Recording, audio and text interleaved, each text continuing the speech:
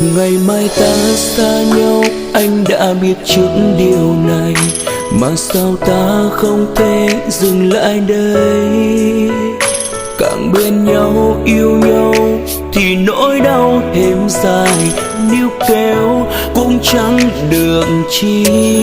Tựa vai bên nhau lần cuối để mỗi đứa đi về một nơi, dù ta chẳng muốn nhưng không thể không rời xa.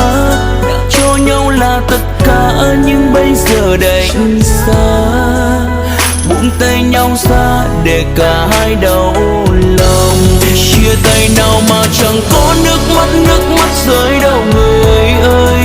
Yêu một người thật khó xóa, một người thật đau. Hôm qua đôi ta bên nhau trao bao lời yêu thương, hôm nay đôi ta xa nhau anh biết phải làm sao. Từ vai bên em lần cuối để mỗi đứa đi về một nơi, tình ta đã hết xem như con tim này đã chết. Dẫu biết yêu nhau là đau vẫn lựa chọn ở bên nhau, để khi xa nhau nước mắt ta tuôn trào.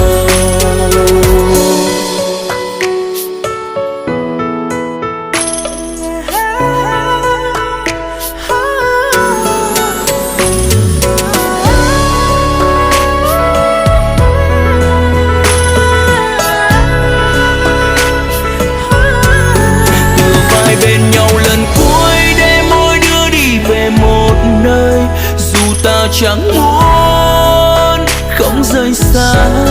Đã cho nhau là tất cả nhưng bây giờ đành xa, buông đôi tay nhau ra để giờ ta lìa xa. Chia tay nào mà chẳng có nước mắt rơi đâu người ơi. Yêu một người thật khó xóa, một người thật đau. Hôm qua đôi ta bên nhau trao bao lời yêu thương, hôm nay đôi ta xa nhau anh biết phải làm sao.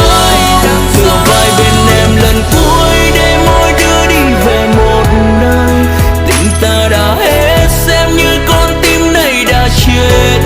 Dẫu biết yêu nhau là đau vẫn lựa chọn ở bên nhau, để khi xa nhau nước mắt ta tuôn trào. Chia tay nào mà chẳng có nước mắt rơi đâu người ơi. Yêu một người thật khó xóa, một người thật đau. Hôm qua đôi ta bên nhau trao bao lời yêu thương, hôm nay đôi ta xa nhau em biết phải làm sao.